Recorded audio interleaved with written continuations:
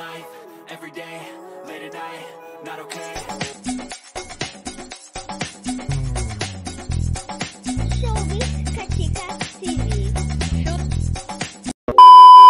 Hello mga kachika! Usap-usapan nga ngayon sa social media ang talaga namang umaarangkada na ratings ng Can't Buy Me Love ng Don Bell na sila Donnie Pangilinan at Bel Mariano.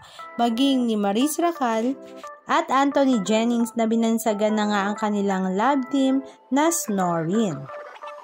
At dahil nga napakaganda ng ratings ng Can't Buy Me Love series, maging ito ay sa telebisyon at Netflix, ay nagkaroon nga sila ng isang Thanksgiving party kasama nga ang buong cast ng Can't Buy Me Love.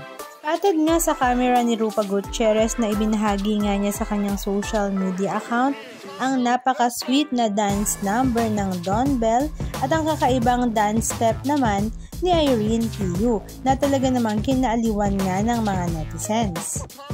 Present din nga sa kanilang Thanksgiving party sila Ina Raimundo, Gina Alahar, Direk Roel Santiago, Agot Isidro, Maris Racal, Alora Sasam, Darren Espanto, Chippy Lomino, Rupa Gutierrez at marami pang iba.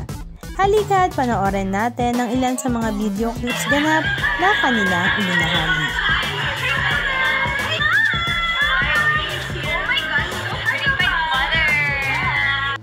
Mga alaga po akong bago dito sa sasakyan. Hi! Ako ay po ni Stephen. Kay Stephen na kami. Sa'yo. Sa Binondo ka na lang? Binondo ka na lang? Ay!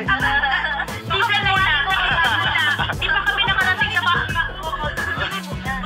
Pero sa Binondo, bingo! May binabalak na naman silang tatlo. At kasabot na ni Annie ang kanyang kapatid.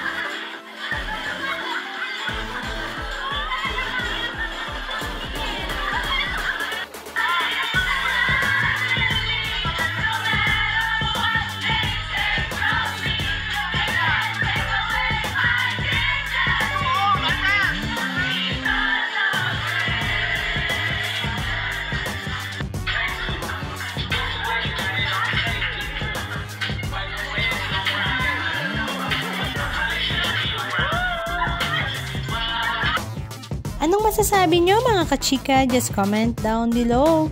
And please don't forget to subscribe.